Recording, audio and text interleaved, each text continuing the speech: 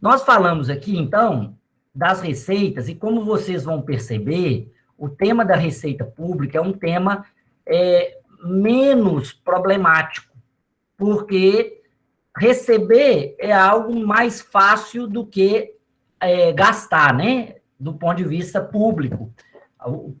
A proteção jurídica para a despesa é sempre maior do que para receita. Nós vimos aí a origem, as classificações, e agora nós vamos estudar os estágios da receita orçamentária.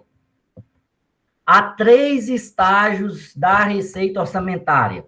O primeiro estágio é a previsão. O executivo é competente para fazer uma previsão das receitas. Esse estágio, ele vai até a publicação da lei orçamentária anual. Ele vai até a publicação da lei orçamentária anual. Como é que funciona nessa previsão? O corpo técnico do município, do estado, do Distrito Federal ou do governo federal, ele faz um estudo do que há de previsão de ser recebido naquele ano. Então, por exemplo, aqui em Governador Valadares, chegava mais ou menos por agosto ou setembro, nós nós fazíamos um histórico de tudo que foi arrecadado nos últimos 5 anos, como evoluiu essa arrecadação no ano anterior, pegávamos índices de inflação, novas ações que foram tomadas pela Secretaria de Fazenda para apurar a receita, e fazemos uma previsão orçamentária, ou seja, nós fazemos como que eu vou falar para vocês? Nós fazemos, então, uma imagem, né? Uma imagem do que vai ser arrecadado no outro ano. Como eu falei com vocês, dentro da lei orçamentária anual, a receita é uma previsão. A despesa é uma autorização. Então, vejam bem, se o governo federal gastar mais do que está autorizado, ele pode incorrer na lei de responsabilidade fiscal. E, basicamente, foi isso que aconteceu na fundamentação jurídica do impeachment da presidente Dilma, né? A alegação era de que houve um desrespeito à autorização orçamentária. Em outra oportunidade, nós podemos até estudar isso com vocês. No caso da receita, não. Olha só, a receita é uma previsão. Isso quer dizer que a gente pode gastar mais do que a gente pode receber mais do que estava previsto? Sim, pode receber mais do que estava previsto, de modo que não é necessário uma previsão orçamentária para que a gente arrecade mais. Então, vamos imaginar o seguinte, eu previ ao longo do ano, ao longo de 2020, que íamos arrecadar de IPTU 100 milhões de reais. Mas aconteceu que, porque eu também faço uma previsão, levando em conta as inadimplências usuais, as inadimplências usuais do tributo. Então, geralmente, se todo ano 20% deixam de pagar, então o que eu faço? Eu naturalmente lanço um tributo a menor. Mas vamos imaginar, então, que eu coloquei lá que era 100 milhões de reais que eu ia arrecadar de IPTU. Só que os contribuintes animaram-se a pagar e pagaram 110 milhões. Eu vou ter que virar e falar assim, não posso receber, porque é a maior do que estava no meu orçamento? Não, eu posso receber. Por isso que há uma previsão. Esse é o primeiro estágio da receita orçamentária. E ele acaba com a publicação. O segundo estágio é o lançamento, em que eu faço um procedimento administrativo para identificar, individualizar e falar quem é o devedor. O lançamento, gente, é muito parecido com a liquidação da despesa. Qual que é a função da liquidação da despesa? A função da liquidação da despesa é falar quem deve e quanto deve. A função do lançamento é falar quem deve, da despesa é para quem eu devo, o que eu devo e o valor que eu devo. O lançamento é mais ou menos isso. É o momento em que, através de um processo administrativo, eu identifico, individualizo o contribuinte ou o devedor do Estado e falo quanto que ele está devendo para o Estado, quanto que ele tem que pagar. Agora, toda receita passa pelo estágio da previsão ou do lançamento? Não, porque há receitas que não estão previstas e há receitas que não vão ser lançadas, elas vão ser pagas sem o prévio lançamento. Como se você chegasse lá na prefeitura e falasse, eu vou fazer uma doação aqui para o governo de R$100. Isso não estava nem previsto, nem vai ser feito o lançamento. O que vai ser feito posteriormente é um ajuste na execução orçamentária. E aí ocorre um lançamento. Quanto que foi pago e quem devia. Então, muitas vezes, essas duas fases, elas são fases que elas ocorrem não da forma ordinária como deveria ocorrer no caso dos tributos, ou dos empréstimos, ou das penalidades, né? Outra fase, e essa é comum para todo mundo, é a arrecadação, é o recolhimento. O Estado arrecada o que o cidadão recolhe, que, na verdade, é a mesma ideia, a arrecadação e recolhimento é essa mesma ideia, ou seja, o cidadão vai lá e deposita, ou o Estado vai lá e tira aquilo da pessoa, que é as faces da mesma moeda, né? Um é débito e o outro é crédito. E esses valores, eles são depositados no caixa único da unidade recolhedora. Nós vamos estudar aqui o princípio da unidade de caixa. Em regra, o Estado tem um único caixa. Tudo é depositado nele. Isso não quer dizer que ele só tenha uma conta bancária. A Prefeitura de Valadares, por exemplo, ela tinha mais de 78, 90 contas bancárias. Agora, para gerenciar e organizar. Agora, do ponto de vista contábil e do ponto de vista orçamentário, eu tenho que considerar tudo como um único caixa. Como um único caixa.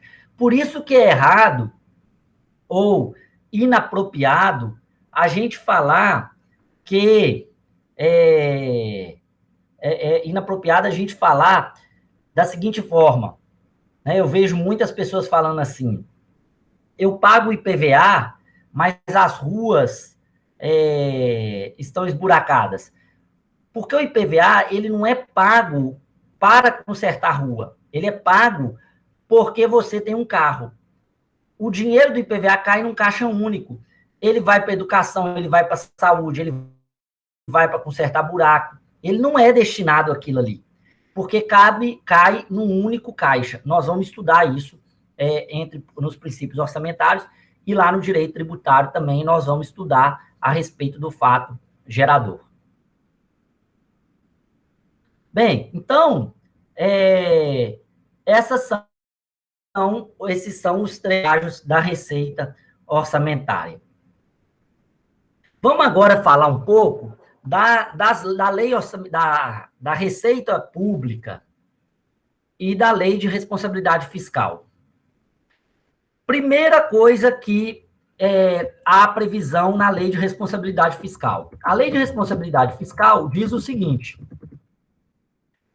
ela tem uma regra de ouro. O que a regra de ouro diz?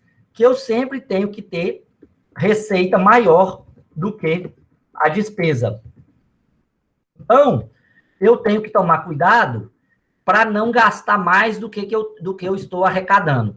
Então, o montante previsto para as receitas de operação de crédito, elas não poderão ser superior às das despesas de capital constante no projeto de lei orçamentária. Então, vamos lá, vamos entender isso. Eu não posso pegar dinheiro emprestado. No fim, o que diz a regra de ouro, de forma simplificada, é o seguinte: eu não posso pegar dinheiro emprestado para pagar despesa corrente. Eu não posso pegar dinheiro emprestado para pagar despesa corrente. É isso que está no artigo 12, parágrafo 2º, que, em suma, significa que eu tenho que ter mais receita do que despesa. Olha só, se eu não posso pegar dinheiro para pagar uma despesa corrente, significa que eu preciso pagar a despesa corrente com receita corrente. Então, a regra é que eu não tenha mais despesas do que receitas. Professor, e se eu pegar dinheiro emprestado? Se você pegar dinheiro emprestado, se o prefeito, ou o governador, ou o presidente pedirem dinheiro emprestado, e aqui eu estou falando de uma regra que é mais aplicada para o município e o Estado do que para a própria União, porque a União tem mais outros requisitos para isso. O que vai acontecer? O prefeito quer pegar um dinheiro emprestado. Você vai ter que sempre fazer a pergunta o seguinte: é para despesa de capital? O que significa despesa de capital? A despesa de capital é aquela que eu não diminuo o patrimônio. Então, eu pego o dinheiro emprestado para construir uma escola. Eu peguei 50 milhões de reais para construir uma escola de 50 milhões de reais. Isso significa que, ao final do processo da operação financeira, o meu patrimônio tem 50 milhões de reais, ou correspondente a 50 milhões de reais. Quero pegar dinheiro emprestado para vias urbanas. A primeira pergunta que o banco faz quando eu peço dinheiro emprestado para vias urbanas é o seguinte: é para tapa-buraco ou para calçar a rua? Aí você fala assim, é para o tapa-buraco. Aí eu falo assim, não pode, porque o tapa-buraco é despesa corrente. Agora, se eu falar assim, é para calçar uma rua, autoriza-se. Por quê? Uma rua calçada, ela vale um valor patrimonial. Ela é um investimento. Por quê? Porque ela vai passar a fazer parte do ativo de uma cidade. Então, autoriza-se pegar o dinheiro emprestado para essa despesa, porque o empréstimo ele tem que vir associado a uma despesa de capital, de forma que não se pega dinheiro emprestado para pagar servidor público, para pagar a conta de luz, pagar a conta de água. Não pode haver essas operações de crédito. A receita corrente líquida, segundo o artigo 2º, artigo 2º, inciso 4º da lei, da Lei de Responsabilidade Fiscal, ela significa o seguinte: receitas públicas, transferências gerais, mais repasse, exceto os para as despesas da União. Vamos entender isso que está sendo falado aqui no artigo 2º da Lei de Responsabilidade Fiscal. Por que é importante saber esse conceito? Porque é muito utilizado esse conceito na Lei de Responsabilidade Fiscal. Veja só, considera-se receita corrente líquida o somatório das receitas tributárias, de contribuições patrimoniais, receitas patrimoniais, receitas industriais, agropecuárias, de serviços, transferências correntes e outras receitas também correntes, deduzidos na União os valores transferidos ao Estado, municípios por determinação constitucional ou legal, e nos estados as parcelas entregues aos municípios por determinação constitucional. Na União, nos estados e nos municípios, a contribuição dos servidores para o custeio de seu sistema de previdência e assistência social e as receitas provenientes de compensação financeira. Olha só, eu não quero que vocês, porque isso é bem denso mesmo, viu, gente? Só a prática para a gente se acostumar. Mas o que é uma receita corrente líquida? Está prevista no artigo 2º, inciso 4º. Receita corrente líquida é toda receita tributária patrimonial que o Estado tem e as receitas recebidas dos outros órgãos, exceto aquilo que eu transfiro, se eu for União, para os estados e municípios, se eu for Estado, aquilo que eu transfiro para a União, e exceto as contribuições previdenciárias que eu recolho do servidor e pago para a Previdência, porque é dele, é dele. Qual que é a utilidade? Professor, eu vou ter dúvida do que compõe a receita corrente líquida. Tudo bem, não tem problema você ter dúvida, porque na hora da prova você vai utilizar ou a lei, ou o slide, ou o seu material. Só que eu quero que vocês entendam o conceito de uma receita corrente líquida. A receita corrente líquida é a receita que, ao final, eu tenho para gastar. Não é toda a receita, porque eu deduzo dela aquilo que não pertence, a princípio, àquele governo. Aquele governo já está comprometido. Qual que é a utilidade da receita corrente líquida? Serve para calcular vários índices. Ela serve para calcular vários índices. Eu calculo ela o seguinte: a receita que eu tive nesse mês, mais 11 meses anteriores. Então, quando eu falo receita corrente líquida anual, eu estou considerando a daquele mês mais as 11 meses anteriores. Qual que é a utilidade da receita corrente líquida? Calcular várias limitações. Por exemplo, despesa de pessoal. A despesa de pessoal, ela tem que ser... Aí você vai ver vários trechos na Lei de Responsabilidade Fiscal que fala assim, olha só. Deixa eu colocar aqui. Artigo 19. Para fins do disposto do caput do artigo 169 da Constituição, a despesa total com pessoal, ou seja, pagamento de funcionários, não pode exceder os percentuais da receita corrente líquida a seguir discriminadas. 60% para os municípios. Então, por exemplo, todo mês eu tenho que chegar para o prefeito, eu, como fui secretário de Fazenda, eu chegava para o prefeito e falava com o prefeito. Prefeito, a nossa despesa com pessoal está em 54% da receita líquida. Está em 60% da receita líquida. Está em 40% da receita líquida. Para que isso? Para que ele calcule se ele terá que aplicar alguma sanção da Lei de Responsabilidade Fiscal. Então, esse valor faz com que... O que aconteceu? Aí deve exemplificar para vocês. Teve uma época, que o governo Pimentel parou de fazer as transferências para governador Valadares e para outros municípios. Ele, por determinação constitucional, ele tinha que passar 50% do IPVA e uma porcentagem muito importante do ICMS para os municípios. E ele arrumou uma confusão danada lá, parou de repassar esses valores para os municípios. Então, a nossa receita corrente líquida caiu. Isso fez com que o gasto que a gente tinha com o servidor aumentasse. Então, nós chegamos no mês, eu informei para o prefeito. Prefeito, nós estamos com 60% de gasto com o pessoal da receita corrente líquida. Isso significa que nós não podemos contratar mais ninguém e nós temos que começar a ter um plano de demissões, porque, caso contrário, nós vamos ferir a Lei de Responsabilidade Fiscal. Veja bem, gente, a utilidade da receita corrente líquida.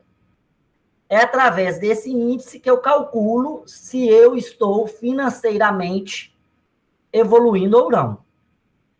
Aí, olha só, eu vou dar um exemplo aqui para a gente pensar. O prefeito virou para mim e falou assim, Jamir, mas isso é uma injustiça. O governador era obrigado a transferir esse recurso para nós, pela determinação constitucional. O que é possível fazer? Aí eu falei assim, a possibilidade aqui é a gente notificar a Procuradoria do Estado, a Procuradoria-Geral do Ministério Público do Estado, para que ele acione o STF e faça uma intervenção federal no Estado de Minas Gerais. Ou seja, ele substitua imediatamente o governador, para que o governador cumpra o determinado constitucionalmente. O que aconteceu? Como o Pimentel fez isso nos últimos 4 meses de governo dele, não havia ambiente político para poder se retirar o governador, porque ele já estava acabando o mandato. E as eleições estavam perto, ele não tinha nem ido para o segundo turno. Então, o que aconteceu? Não foi feito, isso podia ser feito. Mas aí o prefeito continuou insistindo, falando comigo assim, mas então vamos fazer um lançamento, ao invés da gente lançar como se a gente não tivesse recebido, lançar como se a gente tivesse um crédito que a gente vai receber no futuro. Tendo tudo que a gente estudou aqui, já, o que eu respondi ao prefeito? O prefeito queria que lançasse como receita o dinheiro que o governador do estado deveria nos enviar, mas não o fez, como se fosse um crédito. Pode ou não pode? Ele, agora que o Zema fez um acordo e está pagando todo mês, ele vai lançar pelo regime de caixa. Então, ele vai lançar. E, naturalmente, o índice de contratação caiu. Agora, ele não pode lançar porque o regime é de caixa, não é o regime de competência igual a despesa. Agora, se ele contratou e não pagou, ele vai lançar pelo regime de competência. Outras normativas da Lei de Responsabilidade Fiscal. O artigo 11 tem como requisito da gestão fiscal responsável instituir, prever e efetivar a arrecadação de todos os tributos.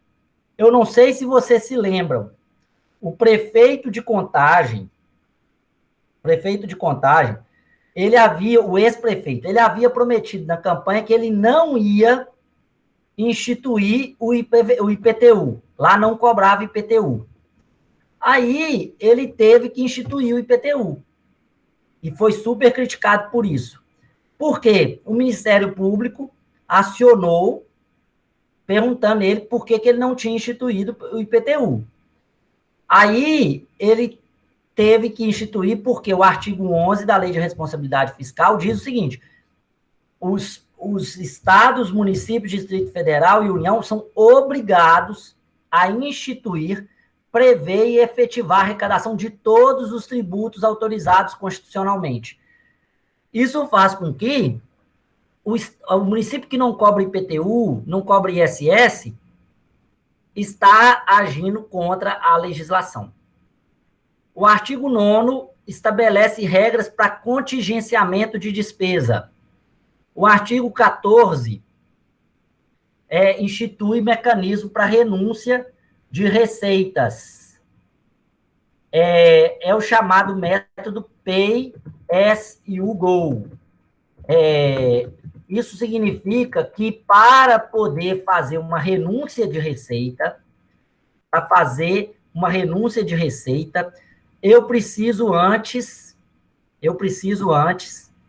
estabelecer um regime de compensação, tá? Eu preciso estabelecer um regime de compensação tributária. Eu não posso renunciar somente esse valor. Eu preciso falar como é que eu vou cobrir aquele valor que eu estou deixando de arrecadar. Tá beleza? Deixa eu pegar aqui a legislação para vocês colocarem isso. Na verdade, gente, quem puder, abre a Lei de Responsabilidade Fiscal, numa outra aba, para vocês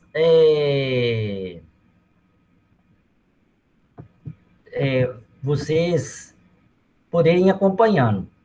Então, eu tenho que, no artigo 14, eu só posso renunciar à receita, ou se eu diminuir despesa, né, falar assim, eu não vou mais ter essa despesa, ou eu vou falar de onde que eu vou tirar aquele recurso, né, para dar conta desse recurso. E o artigo 44, ele estabelece uma vedação ao uso da receita de capital, ou seja, ele proíbe que eu aplique a receita de capital derivada, né, de alienação de bens e direitos que integram o patrimônio público para financiar a despesa corrente do município, do Estado ou da União. Exceto se esse valor, gente, for para pagar previdência do servidor público. Aí tem algumas regrinhas para isso, mas eu quero só que vocês entendam o sentido geral, que há uma vedação para o uso de despesa de capital para fins de pagamento de despesa corrente. Então, essas são as regras da Lei de Responsabilidade Fiscal para as receitas orçamentárias. Bem, para a gente finalizar a aula de hoje, eu queria falar de forma rápida sobre repartição de receitas. Nós estamos num federalismo em que cada ente federado tem uma competência tributária. Então, o ente A, o ente B, o ente C, né, o município, o Estado, a União, eles têm as suas competências tributárias. Agora, a Constituição, apesar dela determinar que o Estado recolhe ICMS e IPVA e a União recolhe o imposto de renda, por exemplo, ela obriga que haja uma repartição dessas receitas. Então, por exemplo, 50% do IPVA arrecadado em Minas Gerais vai para os municípios. Qual é o critério? O município onde está emplacado o carro. Isso está previsto nos artigos 157 a 162. Então, o que acontece? As pessoas gostam de falar assim, mas esse dinheiro vem da União ou do Estado. Não, esse dinheiro pertence ao município ou ao Estado. Ele só é arrecadado pela União e pelo Estado. Inclusive, o meu projeto de pós-doutorado, que eu estou submetendo ao UFMG, ele fala exatamente isso. Essa repartição de receita constitucional, ela não pertence ao ente arrecadador, ela pertence ao ente remetente da repartição. Então, eu não posso falar que o município está recebendo isso da União. Não, é igual a vacina. O município de Valadares recebeu, mas isso não quer dizer que é o prefeito que comprou. Ele só vai aplicar, agora ela veio da União. Agora, se é obrigatório mandar para cá, então não pertence à União, pertence ao município. Então, há uma discussão. Eu tenho repartição de receitas constitucionais, que são as obrigatórias, e eu tenho repartição de receitas voluntárias. Quando nós formos estudar os tributos, nós vamos passar de forma bem rápida nessas repartições de receita. Aqui no direito financeiro, nos interessa somente essa ideia. Há uma repartição de receitas tributárias entre a União, os estados e o município. Porque se a gente ficar muito focado a regras agora, nós vamos ter que aprofundar muito e não vai dar tempo da gente aprofundar essas regras. Então, por enquanto, o que eu preciso que vocês entendam é que há repartição de receitas, ou seja, obrigatórias e voluntárias. As obrigatórias estão para os tributos. Então, uma porcentagem do que é arrecadado de imposto de renda vem para o município, uma porcentagem que é arrecadada do ICMS e do IPVA vem para o município. Então, há repartição de receitas em decorrência do federalismo que nós adotamos.